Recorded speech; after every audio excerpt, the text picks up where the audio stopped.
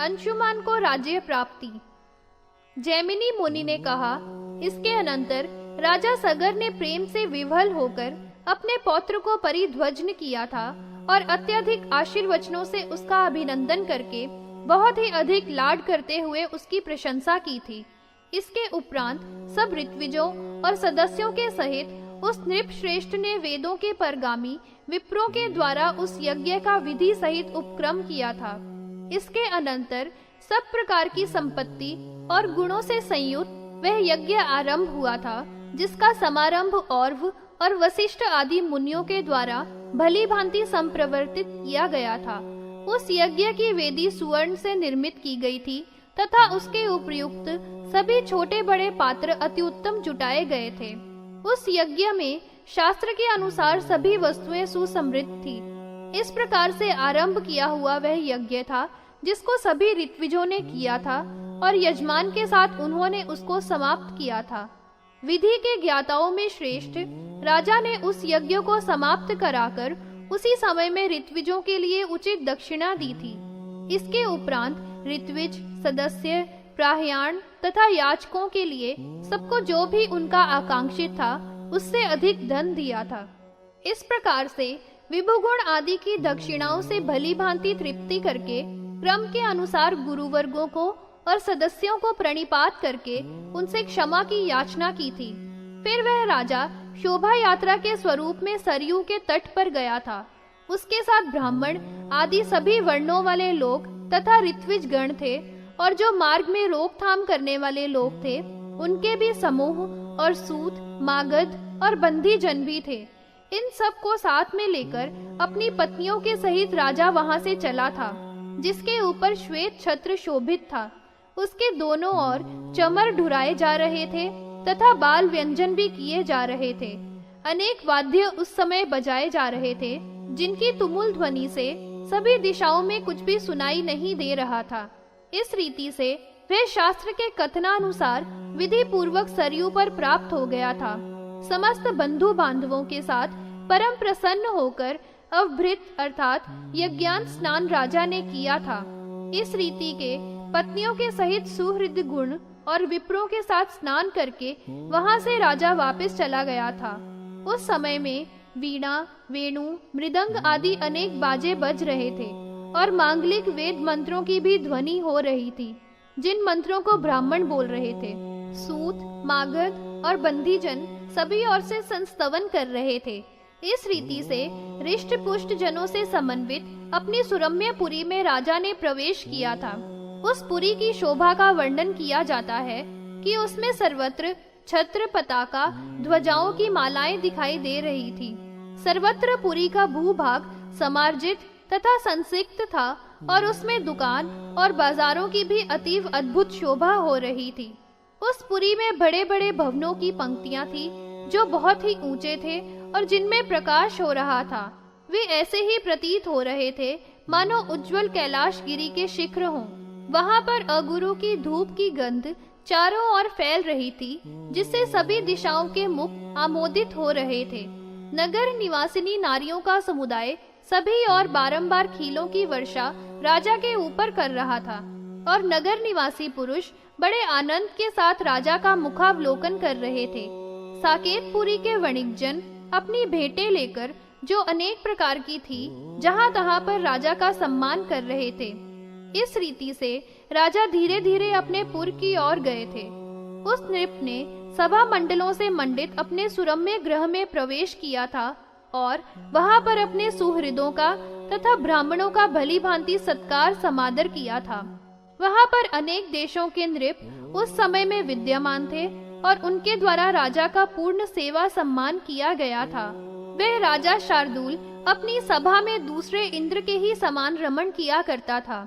इस प्रकार से सुहृदों के सहित नृप नरोत्तम सगर ने मनोरथ को पूर्ण किया था और वह अपनी दोनों भार्याओं के साथ रमण किया करता था।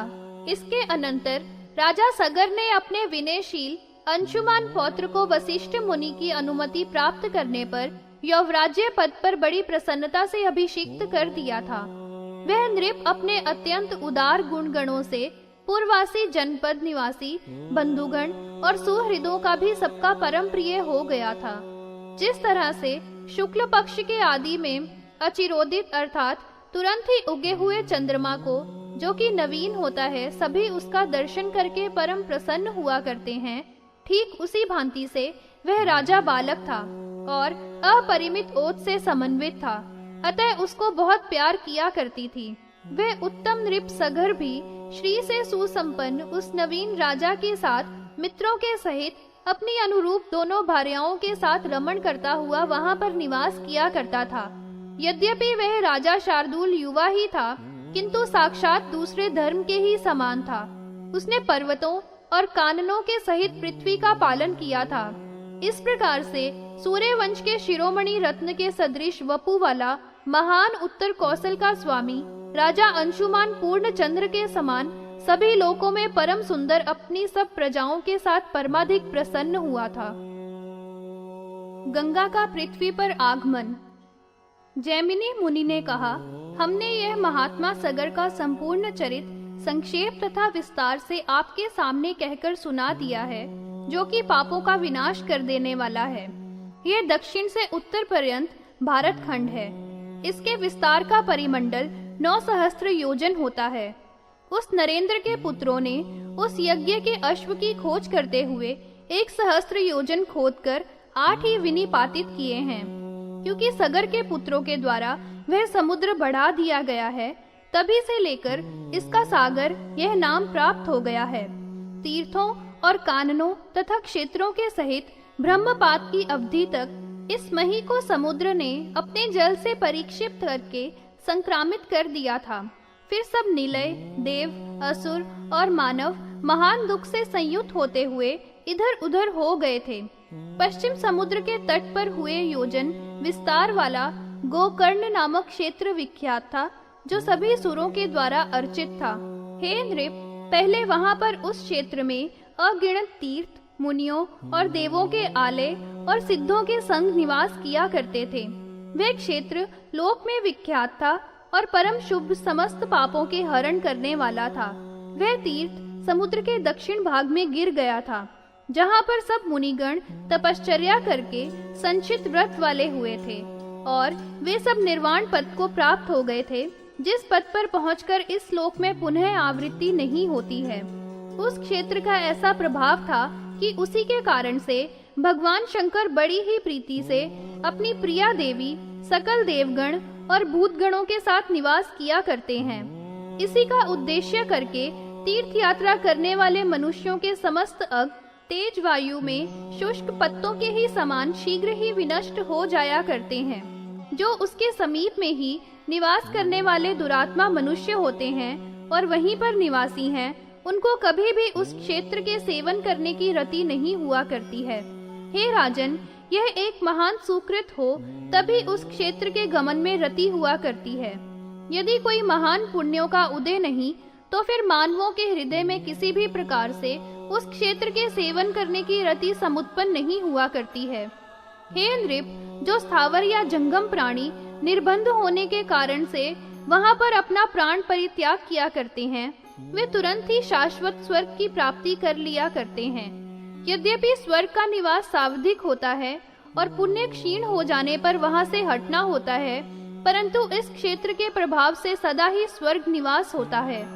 इसकी ऐसी अद्भुत महिमा है कि यदि इसकी स्मृति भी कोई कर लेवे, तो स्मरण मात्र से ही मनुष्य सब पापों से मुक्त हो जाया करता है। यह सभी क्षेत्रों में उत्तम क्षेत्र है और सब तीर्थों का निकेतन है। कुछ मुनिगण तो इन तीर्थों में स्नान करके सदा ही शिव का यजन करते हुए सिद्धि की कामना वाले यहाँ पर निवास किया करते थे। जो मनुष्य काम और क्रोध से रहित होकर मत्सरता को त्याग कर उसमें निवास किया करते हैं, वे थोड़े ही समय में सिद्धि को प्राप्त कर लिया करते हैं। मंत्रों के जाप करने तथा हवन करने में जो निरत रहते हुए परम शांत, नियत तथा ब्रह्मचर्य पालन करने वाले इसमें निवास करते हैं, वे भी अभीष्ट सिद्धि को प्राप्त कर लिया करते हैं। हे नृप, दान, होम, जप और पितृगण तथा देवगण एवं द्विजों का अर्चन आदि सभी धार्मिक कृत्यों का फल इसमें करने से अन्य स्थल से करोड़ों गुना अधिक हुआ करता है। अति पावन उस क्षेत्र के समुद्र के जल में निमग्न हो जाने पर जो मुनिगण अपने महान तप से युक्त थे और वहां पर निवास किया करते थे, वे पर्वत पर चले गए थे। उन्होंने परम श्रेष्ठ सह्य पर्वत पर निवास के लिए समारोहण किया था। वहां पर ही सब निवास करने लगे थे और उन्होंने परस्पर में निश्चय किया था। महेंद्र पर्वत पर जो राम तपस्या कर रहे थे, वहां पर गमन करने का उन्होंने उपक्रम किया था। राजा ने कहा, जब अगस्त्य मुनि ने समुद्र के जल का पान कर लिया था और सभी और सगर पुत्रों ने उसका खनन किया था तथा सभी तीर्थ क्षेत्र और कानन नीचे की ओर गिरा दिए गए थे और अन्य पुरग्राम तथा आकर आदि भूभाग एवं देश विनाशित हो गए थे, जो भी समुद्र के समीप में विद्यमान थे, हे मुनि श्रेष्ठ, वहां पर पत्रों वाले मनुष्यों ने फिर क्या किया था? वे सब वहीं पर बस गए थे अथवा बड़ी कठिनाई से कहीं अन्य स्थलों में प्रस्थान कर गए थे। फिर कितने समय में यह समुद्र परिपूर्ण हो गया था? हे ब्राह्मण, यह किस प्रकार से सब हुआ था, यह आप अब कृपया मुझे बतलाइए। जैमिनी मुनि ने कहा, जब दुरात्माओं के द्वारा सभी अनूप प्रदेश नष्ट कर दिए गए थे, तब वहां पर रहने वाले सभी जन इधर उधर प्रयाण कर गए थे। कुछ क्षेत्र के निवासी बड़ी कठिनाई से वहीं पर निवास करने लगे थे। इसी समय में हे राजन, अंशुमान का सुत परम धर्मात्मा दिलीप इस नाम से प्रसिद्ध हुआ था। अर्थात दिलीप ने भूमि में जन्म ग्रहण किया था। समस्त सांसारिक भोगों के उपभोग करने वाले अंशुमान नृप ने राज्यासन पर उस अपने पुत्र को अभिषिक्त कर दिया था और मेधा संपन्न वह तपश्चर्या करने का संकल्प मन में करके वन में चला गया था। फिर श्री संपन्न राजा दिलीप ने समस्त शत्रुओं को परास्त करके इस संपूर्ण भूमि का परिपालन धर्म पूर्वक किया था। इस दिलीप का पुत्र भगीरथ हुआ था, जो लोक में परम प्रख्यात था, सभी धर्म अर्थ में महाकुशल और श्रीमान अपरिमित बल विक्रम से समन्वित था। वह दिलीप भी अवसर आने पर राज्यासन पर भगीरथ का अभिषेक कराकर वन में गमन कर गया था। उस भगीरथ ने भी भूमि का परिपालन अच्छी तरह से किया था और उसने भूमि के सभी कंटकों को हत कर दिया था। स्वर्गलोक में देवाधीश्वर की ही भांति नाना प्रकार भोगों का उपभोग करके परम प्रसन्न हुआ था। उस राजा ने पहले अपने पूर्वजों की जो दशा हुई थी, उसका पूरा वृत्तांत सुन लिया था। विप्र के कोप से महान घोर नरक में पूर्वजों का पतन हुआ है और उसके सभी पितृगण ब्रह्मदंड से मारे गए हैं। यह सब सुनकर उसको बहुत अधिक उस विशाल अपने राज्य में बंधु बांधवों में तथा सुख भोगों में परम वैराग्य उत्पन्न हो गया था। अर्थात उसे कुछ भी नहीं सुहाता था और सबको उसने निसार ही समझ लिया था। उसने फिर अपने एक परम श्रेष्ठ मंत्री को राज्य शासन का भार सौंप दिया था और तप करने के लिए वन में चला गया था। उसकी उत्कट इच्छा यही थी कि वह श्रेष्ठ नृप अपने पितरों को नरक की घोर यातना से मुक्त कर स्वर्गवासी बना देवे। सर्वप्रथम उसने महान तप के द्वारा आयु के लिए ब्रह्मा जी की समाराधना की थी। उनकी आराधना से भगीरथ ने अपनी अभीष्ट आयु प्राप्त कर ली थी। फिर हे महाराज, गंगा की आराधना की थी और गंगा को अपने ऊपर प्रसन्न कर लिया था। भगीरथ ने स्वर्ग से गंगा का भूमि पर समागमन करने का वरदान प्राप्त किया था।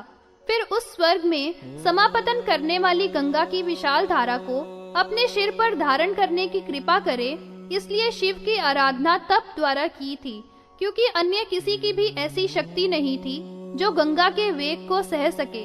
शिव भी भक्तों पर कृपा करने वाले हैं, उन्होंने भी यह वरदान दे दिया था। मेरु पर्वत के शिखर से समापतन करती हुई गंगा देवी को अपने सिर पर जगनों के स्वामी ने ग्रहण किया था, जिसमें बड़े बड़े ग्रह, नकर और मकर आदि सभी जल के जीव विद्यमान थे।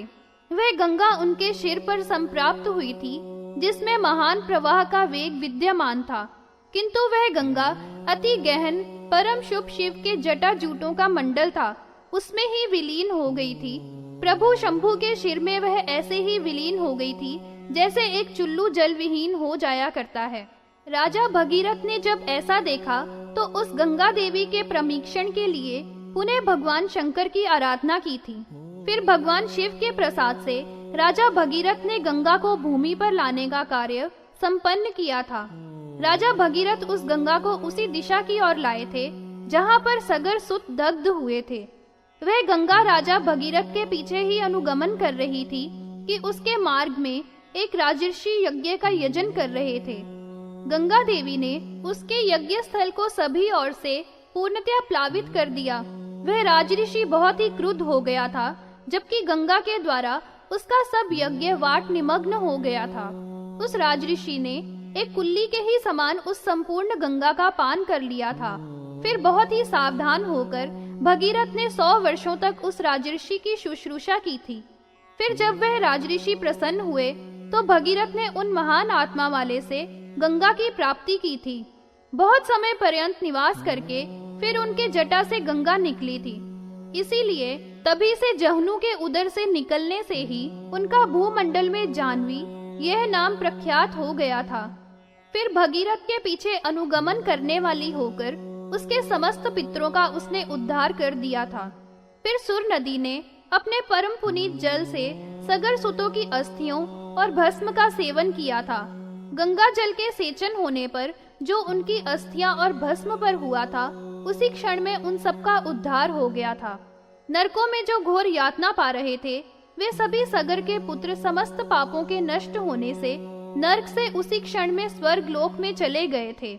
इस रीति से उस महानदी ने सब सगर सुतों को स्वर्ग में पहुंचाकर फिर वहन करने लगी थी। उसी मार्ग से बड़े वेग से उसने पूर्व सागर की ओर प्रयाण किया था।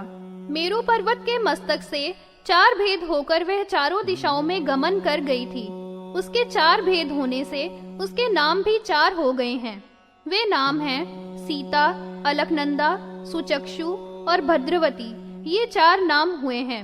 अगस्त्य मुनि के द्वारा जल पिए जाने पर बहुत समय तक जल के शुष्क ही हो जाने वाले चारों समुद्र भी गंगा के जल से पुनः परिपूर्ण जल वाले हो गए थे। समुद्र के पूरित होने पर और सागर सुतों के द्वारा परिवर्धित हो जाने पर उसके समीप में स्थित बहुत से देश थे, वे सब लुप्त हो गए थे, अर्थात समुद्र में लीन हो गए थे। समुद्र के समीप में रहने वाले समस्त क्षेत्र सभी ओर से निमग्न हो गए थे और हे नृप, वहाँ पर जो भी जन निवास किया करते थे, वे सभी इधर उधर चले गए थे। गोकर्ण नाम वाला क्षेत्र है, जिसके विषय में पूर्व में ही आपसे कहा गया था। वह समुद्र के ही समीप में विद्यमान होने से समुद्र के ही अंदर में छिप गया था। इसके अनंतर उसके विनाश करने वाले सब उसके उद्धार की आकांक्षा वाले थे और सह्य अद्रि पर भृगु शार्दूल की देखने की इच्छा वाले हे नृप, वे सब वहां गए थे। गांधर्व मूर्छना लक्षण। श्री सूत जी ने कहा, अब आप मनु के पुत्रों का विसर्ग विस्तार के साथ समझ लीजिए। त्रिशद्र रात्रि में गुरुदेव की गौ की हिंसा करके उसके क्षय होने पर महात्मा चैवन के शाप से शूद्रता को प्राप्त हो गया था। करुष के कारुष क्षत्रिय हुए थे, जो युद्ध करने में दुर्मत थे। यह एक सहस्त्र क्षत्रियों का समुदाय था, जो बहुत ही अधिक विक्रांत हुआ था। दिष्ट पुत्र नाभाग था और बलनंदन विद्वान था। इस बलनंदन का पुत्र महान बलवान प्रांशु नाम वाला हुआ था। प्रांशु का एक ही पुत्र हुआ था, जो नृप प्रजापति के ही समान था। उसको सुहृत और बांधवों के साथ संवृत के द्वारा स्वर्ग में ले जाया गया था। इस विषय में संवृत का और बृहस्पति का बड़ा भारी विवाद हुआ था। उसके यज्ञ की रिद्धि का अवलोकन करके बृहस्पति क्रुद्ध हो गए थे। संवृत के द्वारा यज्ञ के विस्तृत होने पर उस समय में वह अत्यधिक कुपित हो गया था। लोकों के विनाश करने के लिए देवगणों के द्वारा वह प्रसन्न किया था। मरुत चक्रवर्ती उसने नरिष्यंत को बसाया था। नरिष्यंत का दायाद दंडधर राजा दम था। उसका पुत्र परम विज्ञान राष्ट्रवर्धन राजा हुआ था। उसका पुत्र सुधृति हुआ था और फिर सुधृति से नरपुत्र ने जन्म ग्रहण किया था। केवल का पुत्र तो एक केवलात्मज बंधुमान हुआ था। हे नृप, फिर बंधुमान के यहाँ धर्मात्मा बेगवान ने पुत्र के रूप में जन्म धारण किया था। बेगवान का पुत्र बुध हुआ था और बुध का पुत्र तृणबंधु उत्पन्न हुआ था। तृतीय त्रेता के मुख में राजा हुआ था। उसकी कन्या इडविडा थी, जो विश्रवा की माता थी। इसका पुत्र विशाल राजा हुआ था, जो परम धार्मिक था। यह दाशवान और प्रख्यात वीर्य तथा ओज वाला था। जिसने विशाल का निर्माण किया था। इस विशाल का पुत्र महाबलवान हेमचंद्र उत्पन्न हुआ था। इस हेमचंद्र के अनंतर सुचंद्र नाम वाला विख्यात हुआ था। सुचंद्र का पुत्र राजा धूम्राशिव हुआ था, जो प्रसिद्ध था, और धूम्राशिव का पुत्र परम विद्वान सृंजय हुआ था। इस सृंजय का जो पुत्र समुत्पन्न हुआ था वह श्री संपन्न और प्रताप वाला सहदेव था। सहदेव के पुत्र का नाम कृशाशव था। यह भी परम धार्मिक हुआ था। कृशाशव का तनय सोमदत्त हुआ था, जो महान तेज वाला था और परम प्रतापी था। राजऋषि सोमदत्त के यहाँ जन्मेजय ने पुत्र के रूप में जन्म धारण किया था। इस जन्मेजय का पुत्र प्रमति नाम वाला बहुत ही प्रख्यात हुआ था। तृणबिंदु के प्रभाव से ये सब वैशालक नृप हुए थे। ये सभी सुदीर्घ आयु वाले, महान समुच्च आत्माओं वाले, बल वीर्य से सुसमन्वित और बहुत ही अधिक धार्मिक वृत्ति वाले हुए थे। शर्याती के एक जोड़ा हुआ था, जो अनर्थ के नाम से विश्रुत था। एक पुत्र था और एक सुकन्या नाम वाली कन्या थी, जो चैवन ऋषि की भार्या थी। उस अनर्थ के दाय को ग्रहण करने वाला पुत्र रेव नामक हुआ था, जो बड़ा वीर्य वाला था। अनर्थ का देश था, जिसकी कुशस्थली नाम वाली पुरी थी। रेव का पुत्र रेवत ककुदमी नाम वाला बड़ा धार्मिक हुआ था। यह 100 भाइयों में सबसे बड़ा था। इसने ही कुशस्थली के राज्य को प्राप्त किया था। ब्रह्मा जी के समीप में कन्या का श्रवण करके उसके साथ गंधर्व ज्ञान कर लिया था। हे विभो, वह समय देवों के देव का तो एक ही मुहूर्त था और मनुष्यों का वह समय बहुत से युगों के बराबर था। फिर वह युवा यादवों के समुदायों से घिरी हुई अपनी पुरी में आ गया था। वह पुरी द्वारवती नाम वाली की गई थी, जिसमें बहुत से द्वार थे और यह परम मनोहर थी। भोज, वृष्णि और अंधक, जो यादवों के विभिन्न भेद थे, जिनमें वसुदेव अग्रगामी थे, इन सब ने उसकी रक्षा की थी। अरियों के दमन करने वाले रैवत ने ठीक तात्विक रूप से उसी कथा का श्रवण किया और फिर उसने अपनी सुंदर व्रत वाली रेवती नाम वाली कन्या को बलदेव जी के लिए समर्पित करके वह फिर मेरु पर्वत के शिखर पर चला गया था और वहां तप करने में संस्थित हो गया था। फिर बलराम जी भी, जो परम धर्मात्मा थे, अपनी प्रिय पत्नी रेवती के साथ रमण किया करते थे। इस कथा को ऋषियों ने श्रवण करके इसके पश्चात उन्होंने पूछा था। ऋषियों ने कहा, हे महामते, बहुत युगों वाले काल के व्यतीत हो जाने पर भी रेवती को और ककुदमी रेवत को जरावस्था किस कारण से प्राप्त नहीं हुई थी। इस सब के श्रवण करने की इच्छा वालों को वह गांधर्व क्या है, यह भी बतलाने की कृपा कीजिए। श्री सूत जी ने कहा, जो प्राणी ब्रह्मलोक में गमन कर जाया करता है, उसको न तो कोई रोग ही होता है और न ही उसको मृत्यु का भय रहता है। वहाँ पर जरा और भूख प्यास भी नहीं सताया करती है। हे श्रेष्ठ मुनिगणों, आपने जो मुझसे गांधर्व के विषय में पूछा है, उसको भी मैं हे सुव्रतो ठीक ठीक रूप से बतलाऊंगा। 7 तो स्वर होते हैं, 3 ग्राम है और 21 मूर्छनाएं होती हैं और तान 49 हैं। यह संपूर्ण स्वर मंडल होता है। 7 स्वरों के नाम बताए जाते हैं: षडज, ऋषभ, गांधार, मध्यम, दैवत और निषाद। ये 7 स्वर हैं। सौवीरा, मध्यमा और हरिणा, ये 3 ग्राम हैं। उसके कालायनोपेता चतुर्था शुद्ध मध्यमा है। हे देव, क्रमानुसार नग्नि, पौषा और कांच ये देखकर होती है। ये मध्य ग्रामिका कही गई है। अब षडज ग्रामा को समझ लीजिए। उत्तर मंदरा, रजनी और वाचोनरायता है तथा मध्य षड्जा है और अन्य अभिमुद्रणा होती है। गांधार ग्रामिका श्यामा अब कीर्तिमाना होती हैं, उसको समझ लो। अग्निष्टोम माध्य, द्वितीय वाजिक, यवराज सोया, षष्ठ और महावृष्टिकता अष्टमा है और ब्रह्मदान नवम है। इसके अनंतर प्राजापत्य है, नागायक शास्त्रय, विद्वान और तद्गोत्र तथा है। पदक्रांत, मृगक्रांत, विष्णुक्रांत, मनोहरा, सूर्यक्रांत धरण्या, संत कोकिल विश्रुत है। तेनवा नित्य पवश पिशाचा, अतीव नहीं, सावित्र, अर्ध सावित्र और सर्वतो भद्र है। मनोहर, अधात्रेय और गंधर्वानुपत है। अलम्बु श्रेष्ठ, विष्णु और वैणवर ये 2 हैं।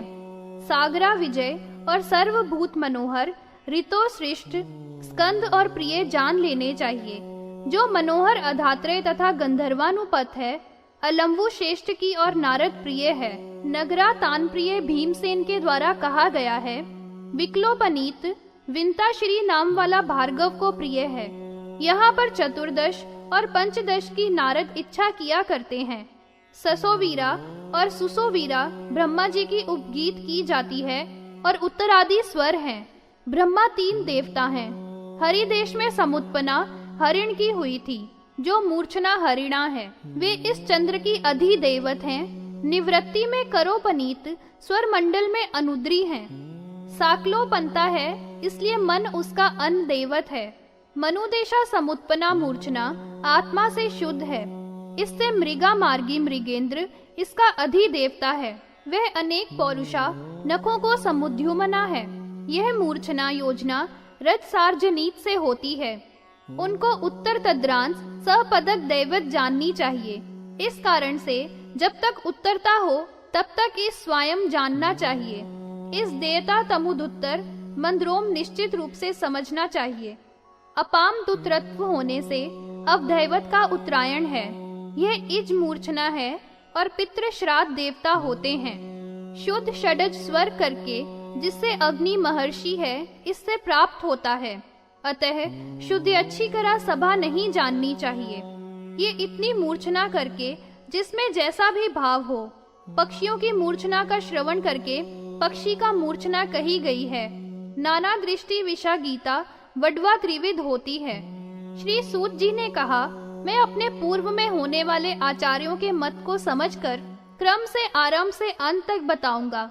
जो भी अलंकार परम प्रसिद्ध हैं, उनको मुझसे आप लोग अब श्रवण कीजिए। जो अपने अपने वर्णों से प्रकृष्ट हेतुओं वाले हैं, वे ही अलंकार बताने चाहिए। और जो नाट्य आदि के अवेक्षण से संस्थान योगों से सदा समन्वित हुआ करते हैं, जहाँ पर वाक्य, अर्थ, पद, योग, अर्थ और अलंकारों से पूर्ति होती है, वे गीत के पद आगे अथवा पीछे कहे गए हैं। स्थातो नित्री नर, नीडडी मनः कंठ और शिर में स्थित इन 3 स्थानों में जो विधि है वही उत्तम होती है। प्रकृति में 4 वर्ण हैं और प्रविचार के 4 प्रकार हैं। 8 प्रकार के विकल्प हैं। इसको देव 16 प्रकार का जानते हैं। वर्ण प्रसंचारी सृजन किया गया है। तीसरा अवरोहण होता है, चौथा आरोहण है। इस तरह से वर्णों के ज्ञाता वर्ण को जानते हैं। वहाँ पर संचर स्थायी है और संचर तो चर हो गया है। जो अवरोहण वर्ण हैं, उनका अवरोह विनिर्दिष्ट करना चाहिए। वर्णों के ज्ञाता विद्वत गण आरोहण वर्णों को आरोहण से ज्ञात किया करते हैं। इन्हीं वर्णों के अलंकारों को समझ लीजिए। अलंकार 4 हैं, थापनो, क्रम, रोजन और प्रमाद का अप्रमाद।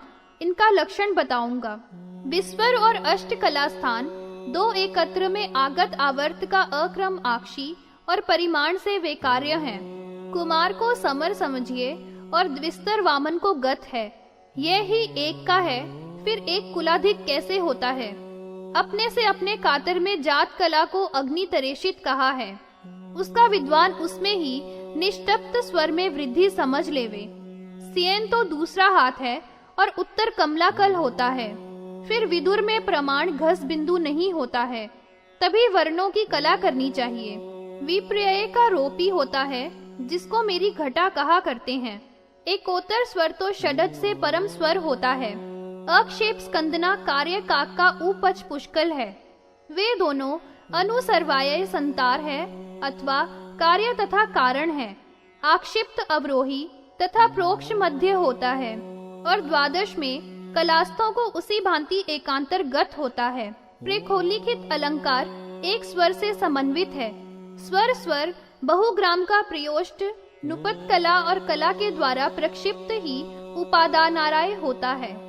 द्विकत अथवा अवथाभूत भाषित जहाँ पर कहा जाया करता है।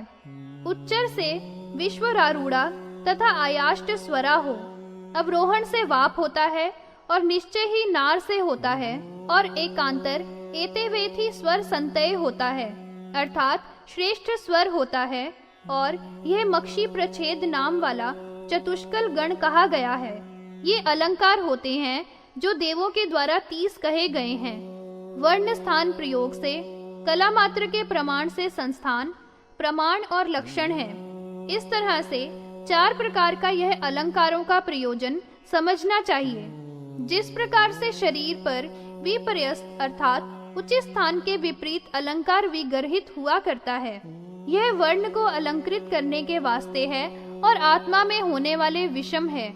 ये नाना आभरणों के संयोग हैं, जिस तरह से नारी के भूषण हुआ करते हैं। वर्ण का ही यह अलंकार आत्मा की विभूषा होते हैं। अलंकार का एक उचित स्थान होता है, तभी वह अलंकारण किया करता है। जैसे चरण में कभी कुंडल नहीं देखा गया है और कंठ में रसना नहीं दिखाई दिया करती है, इसी प्रकार से अलंकार में भी विपरीतता बुरी होती है और उसमें शोभादायकता नहीं हुआ करती है। किया हुआ भी अलंकार कोई भी शोभा नहीं दिखाता है। जिस रीति से अदृष्ट कर्तव्य मार्ग का लक्षण किया जाता है और जो पर्यववस्थ है उसकी भी वर्तिका होती है। अब मैं यथार्थ रूप से मासोद्भव को बतलाऊंगा। त्रयोविंशति शीति अब दैवत विज्ञात है। नगो नातु पुरस्तानु मध्यमांश प्रिय होता है। उन दोनों का विभाग देवों के लावण्य में मार्ग संस्थित है। अनुषंग में वस्वरातर स्वसार देखा गया है और संवृत्त में सप्त स्वर पदक्रम विप्रय है। गांधार सेतु और वरो मदभगवनी गाए जाते हैं और पंचम मध्यम दैवत निषाद से गाए जाते हैं। षडज और ऋषभ को हम मद्रकों में ही वनांतर में जानते हैं। देवद्वय पद तो उष्णांतिक के द्वय को क्या जाने। प्राकृत और वैवृत में वह गांधार ही प्रयुक्त किया जाया करते हैं। पद का अत्यय रूप और सप्त रूप कौशिकी का प्रयोग करते हैं। गांधार की इन कात्सर्य से यह विधि कही गई है। यही मध्यमांश का मध्यम क्रिमो दृष्टि है। जो भी गीत कहे गए हैं विशेष रूप से वतु रूप हैं। फिर सप्त स्वरूप, सप्त रूप और कौशिकी करने चाहिए तथा भानु सौम्मक में अंग दर्शन है। यह कहते हैं द्वितीय मास मात्राओं से सब प्रतिष्ठित हैं। इस प्रकार से प्रकृति से उत्तरा की भांति माता ब्रह्म तलायत हैं तथा हतारो पीडक में जहाँ पर माया निवृत्त हो जाया करती है, एक पाद से माया का पादोना में अतिचारी होते हैं। संख्या पनोए ऋत वितत्र पान यह कहा गया है और द्वितीय पाद भंग ग्रह में नाम प्रतिष्ठित है। पूर्व अष्ट तीर 3 द्वितीय अपरांतिकों से होता है। पद भाग सपात तो प्रकृति में संस्थित प्राप्त होता है। चतुर्थ उत्तर इस प्रकार से पान और मद्रक को द्रवित करता था। दक्षिण की भी मद्र की यथोक्त कला होती है।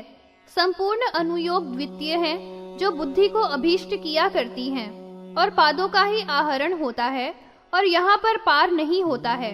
हे द्विजोत्तम, दोनों का जो भी है वह अनुयोग का एकत्व है। अनेकों का जो समवाय है वह पातक हरण कहे गए हैं। तीनों वृत्तियों का वृत्ति में और वृत्त में दक्षिण है। 8 समवाय तो तथा वीरा सम्मूर्छना होती है। कसयना सूत्र स्वर शाखा वर्णित की गई है। परम धीमान श्री सूत जी के द्वारा वर्णित तृतीय पाद का श्रवण करके परम श्रेष्ठ ऋषियों ने फिर उनसे चतुर्थ पाद के विषय में पूछा था। ऋषियों ने कहा, हे भगवान, आपने हमारे समक्ष में अनुषंग से यह तीसरा पाद तो भली भांति वर्णन करके सुना दिया है। अब आप कृपा करके चतुर्थ पाद का जो संहार हो उसका परिकीर्तन कीजिए। पूर्व में जो सब मनवंतर हुए हैं तथा दूसरे जो भी मनवंतर हैं उन्हीं के साथ इन सप्त ऋषियों का वर्णन कीजिए और वर्तमान समय में जो भी मनवंतर हैं उसको बतलाइए। इस महान आत्मा वाले विसर्ग का अवयवों के सहित विस्तार बतलाइए और सभी कुछ विस्तार के साथ तथा आनुपूर्वी से अर्थात क्रमशः आरंभ से अंत तक हमको बतलाइए। श्री सूत जी ने कहा, मैं आपके सामने अब सभी कुछ यथार्थता से वर्णन करूंगा। हे श्रेष्ठ मुनिगणों, अब मैं इस चतुर्थ पाद का संहार के सहित वर्णन करता हूँ। वर्तमान में महात्मा वैवस्वत मनु का जो भी निसर्ग है उसका भी वर्णन विस्तार के साथ आरंभ से अंत तक क्रम से करूंगा। आप लोग इस सब का श्रवण करिए। हे द्विजो, सभी मनवंतरों का संक्षेप जो भी भविष्य में होने वाले 7 मनवंतर हैं उनके ही साथ में वर्णन करूंगा और लोकों का जो प्रत्यय होगा उसको भी बतलाऊंगा। बता देने वाले मुझसे यह सभी भली भांति समझ लीजिए। ये 7 मनवंतर तो मैंने आपको बता दिए हैं और भली भांति कहकर सुना दिए हैं। अब प्रजा सातों में जो होगी वे अनागत मनवंतर जो आगे आने वाले हैं उनको संक्षेप से बतलाता हूँ, आप लोग श्रवण कीजिए। अब सावर्ण वैवस्वत मनु के विषय में बताऊंगा। यह भविष्य में होने वाला है, इसका भविष्य मैं संक्षेप से कहूंगा, आप लोग समझ लीजिए। जो अभी तक नहीं हुए हैं वे सब साथ ही महर्षिगण कहे गए हैं। उनके परम शुभ नाम ये हैं: कौशिक, गालव, जमदग्ने, भार्गव, द्वैपायन, वशिष्ठ, कृप, शार्दवत, आत्रेय, दीप्तिवान, ऋष्यशृंग, काश्यप, भरद्वाज, द्रोणी, महायशस्वी अश्वत्थामा। ये 7 महान आत्मा वाले परम ऋषिगण आगे होने वाले हैं। वे सब सुंदर तप वाले, अपरिमित आभा से सुसंपन्न और सुखद 30 गण हैं। उन देवों का गण एक एक विंशक कहा गया है। मैं अब उनके नाम बताते हुए कहूँगा, आप लोग बहुत ही सावधान होकर उनका श्रवण कीजिए और भली भांति समझ लीजिए। कृतु, तप, शुक्र, कृति, नेति, प्रभाकर, प्रभास, मासकृत, धर्म, तेजोरश्मि, क्रतु, विराट, अर्चिष्मान, धोतन, भानु, यश कीर्ति, बुध, धृति। ये सुंदर तपो वाले हैं। इनकी विशति है जो नाम बताकर कीर्तित कर दिए गए हैं: प्रभु, विभु, विभास, जेता, हंता, रिहा, क्रतु, सुमति, प्रमति, दीप्ति और महान मह समाख्यात हुआ है। देही, मुनि, इन, पोष्टा, सम, सत्य, विश्रुत, ये सब अमित आभा से संपन्न थे। इनकी भी विंशति कही गई है, अर्थात इन 20 का समुदाय बताया गया है। अब अन्य विंशति भी बताई जाती है: दम, दानी, रित, सोम, वेद्यायम, निधि, होम, हव्य, हुत, दान, देय, दाता, तप, शम, ध्रुव, स्थान, विधान और नियम। ये विंशति होती है। ये सब सावर्ण्य मनवंतर में सुख बताए गए हैं। वे सब मारीच काश्यप के ही पुत्र हैं जो महान आत्मा वाले थे। इसके अनंतर में वर्तमान काल के 60 देवता होंगे। सावर्णा मनु के पुत्र तो 9 ही होंगे: विरजा, चारवरीवान तथा दूसरे निर्मोक आद्य। अन्य सावर्ण अंतरों में 9 बतलाऊंगा। अन्य सावर्ण मनु ब्रह्मा जी के पुत्र होने वाले हैं। वे मेरु सावर्णी से लेकर 4 दिव्य दृष्टि वाले हैं। वे सब प्रजापति दक्ष के दौहित्र हैं और क्रिया नाम वाली उसकी दुहिता के पुत्र हैं। ये सब महान तप से युक्त थे। वे सब ब्रह्मादि के द्वारा तथा धीमान दक्ष के द्वारा जनित हुए हैं। महरलोक को गए थे और वृत भविष्य मेरु पर्वत पर समाश्रित थे। वे महानुभाव पूर्व में समुत्पन्न हुए थे, जिस समय में चाक्षुष मनवंतर था। वे सब मनु भविष्य अनागत अंतर में समुत्पन्न हुए थे। जो मनुगण प्राचेतस दक्ष के दौहित्र थे, वे नाम से 5 तो सावर्ण थे और 4 परम ऋषि से समुत्पन्न हुए थे। संज्ञा का पुत्र एक सावर्णी तथा वैवस्वत था। सबसे बड़ा संज्ञा का पुत्र प्रभु वैवस्वत मनु था। वैवस्वत मनु के अंतर प्राप्त हो जाने पर उन दोनों की समुत्पत्ति परम शुभ हुई थी। हमने ये 14 मनुओं का वर्णन कर दिया है, जो कि परमाधिक कीर्ति का वर्धन करने वाले हुए हैं। वेद में, स्मृति में और पुराण में वे सभी बहुत ही होनहार बताए गए हैं। ये सभी प्रजाओं के तथा प्राणियों के स्वामी हुए हैं। उन्हीं नरेश्वरों के द्वारा पूरे सहस्त्र युगों तक यह संपूर्ण पृथ्वी 7 द्वीपों से समन्वित और बड़े बड़े विशाल नरों से युक्त परिपालन करने के योग्य है। प्रजाओं के द्वारा तथा तप से जो उनका विस्तार है वह सब भी बताया जा रहा है। ये 14 सर्ग स्वयंभुव आदि के हैं, सभी जान लेने के योग्य हैं। यहाँ पर मनवंतरों के अधिकारों में एक एक बार यह होता है, जब अधिकार विनिवृत्त हो जाता है तो वे सब जाकर महरलोक के समाश्रय वाले हो जाते हैं। उनमें जो 8 थे वे व्यतीत हो चुके हैं और 6 दूसरे थे। पूर्व में होने वालों में यह वर्तमान में होने वाला यह वैवस्वत प्रभु शासन कर रहे हैं। जो भी शिष्ट रहे हैं उनको देव, ऋषि और दानवों के ही साथ अब बतलाऊंगा। हे द्विज, संपूर्ण प्रजा की सृष्टि के साथ ही उन सभी अनागतों को बतलाया जाएगा, अर्थात आगे होने वाले हैं उनको कहेंगे। वैवस्वत मनु के विसर्ग से उनका भी विस्तार जान लेना चाहिए। कारण यह है कि वे सब वैवस्वत मनु सेन तो अन्यून हैं और न उससे अतिरिक्त ही हैं। वे बहुत हैं इसलिए, और उनका दूसरी बार कथन होने से उनके विषय में विस्तार नहीं कहूँगा। जो भी पहले हो गए हैं तथा जो भविष्य में होने वाले हैं, उन सभी के विषय में अधिक विस्तार नहीं कहा जाएगा। इस कारण से कुल में विभाग से ही निसर्ग समझ लेने चाहिए। उन्हीं की सिद्धि के लिए विस्तार से और क्रम से कहता हूँ। प्रजापति दक्ष की कन्या बड़ी ही धमिष्ठा थी तथा उसका नाम सुव्रता प्रसिद्ध था। समस्त कन्याओं में बहुत श्रेष्ठ ज्येष्ठा थी, जो वैरिणी की सुता थी। पिता उस कन्या को लेकर ब्रह्मा जी के समीप में गए थे। ब्रह्मा जी वैराज में संवस्थित थे और धर्म तथा मन के द्वारा उपासीन थे। जब दक्ष भव और धर्म के समीप में स्थित थे, तब उनसे ब्रह्मा जी ने कहा था, हे दक्ष, आपकी यह सुव्रत कन्या 4 मनुओं को जन्म देगी, जो इसके पुत्र चारों वर्णों के करने वाले परम शुभ होंगे। ब्रह्मा जी के इस वचन को सुनकर दक्ष, धर्म और भव उस समय में यह किया था। उस समय ब्रह्मा जी के साथ ही मन से उन तीनों ने उस कन्या को गमन किया था। सत्याभिधाई उनकी कन्या के तुरंत ही समुत्पन्न किया था, अर्थात रूप से उन्हीं के सुदृश 4 कुमारों को जन्म दिया था। वे कार्यों के करने में संसिद्ध थे तथा श्री से समन्वित हुए थे। उनके तुरंत ही समुत्पन्न शरीर सभी उपभोगों के लिए समर्थ थे। स्वयं ही समुत्पन्न उन कुमारों को देखकर वे, जो उस समय ब्रह्मा के व्यापारी थे, आपस में बहुत ही संरभ वाले होकर खींचातानी करने लगे कि यह मेरा पुत्र है, यह मेरा पुत्र है, ऐसा ही कह रहे थे। फिर उन्होंने आपस में कहा था कि ये अभिध्यान से आत्मा से ही समुत्पन्न है, अतएव जो भी जिसके शरीर के तुल्य हो वह उसी को अपना सुत मान लेवे। जो भी जिसके रूप, वीर्य और मात में सदृश होवे अथवा वर्ण से जो जिसके समान हो, उसी को वह ग्रहण कर लेवे। इसी में आपका कल्याण है। यह तो निश्चित ही है कि पुत्र पिता के रूप को सर्वदा ग्रहण किया करता है, इसलिए पिता और माता के वीर्य से पुत्र सदा आत्मा के ही समान हुआ करता है।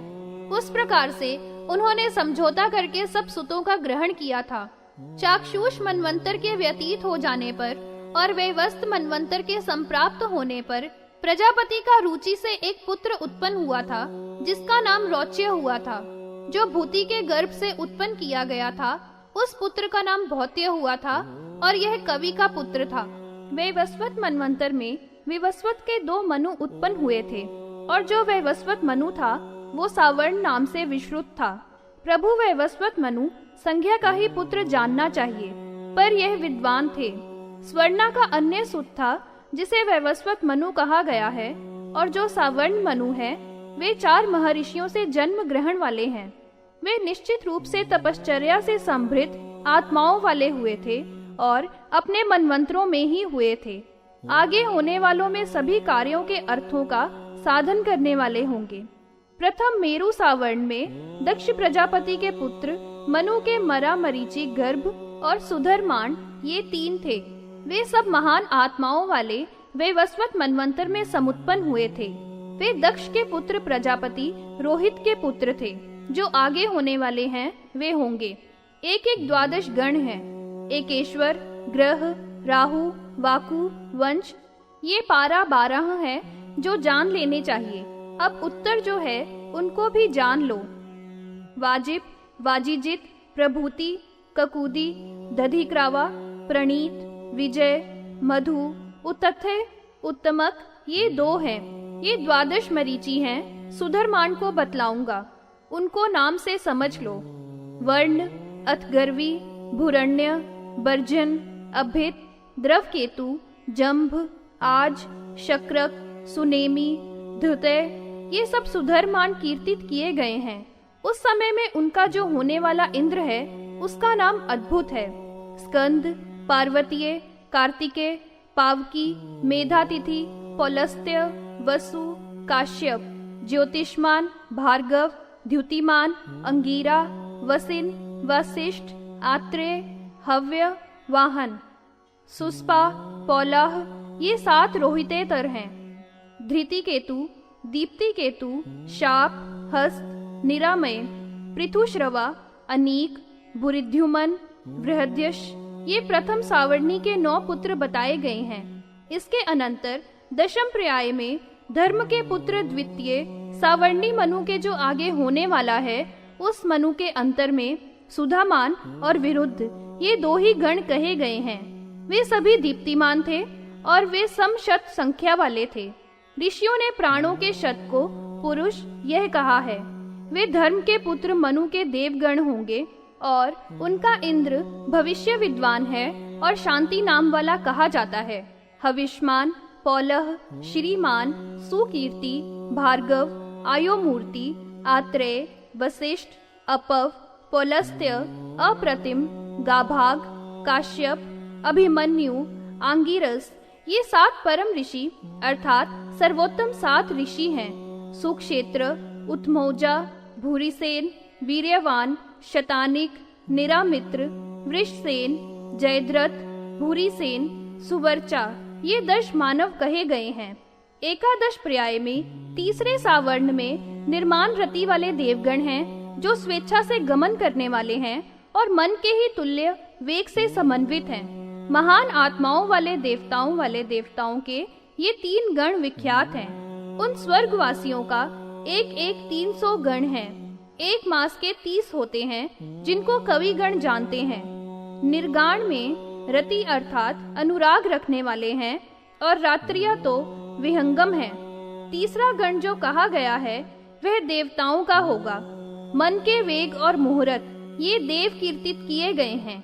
ये सब ब्रह्मा जी के पुत्र होने वाले हैं, जो कि मानव कहे गए हैं। फिर उनका इंद्र वृषा नाम वाला सुरराट होने वाला है। उनके जो 7 ऋषिगण होंगे वे भी बतलाए जा रहे हैं। उनको भली भांति समझ लो। हविष्मान, काश्यप, वपुष्मान, भार्गव, आरुणि, आत्रेय, वशिष्ठ, नग, पुष्टि, आंगिरस, पौलस्त्य, निश्चर, पौलह, अतितेजा, ये सब प्राजापात्य सावर्ण के 9 पुत्र हैं।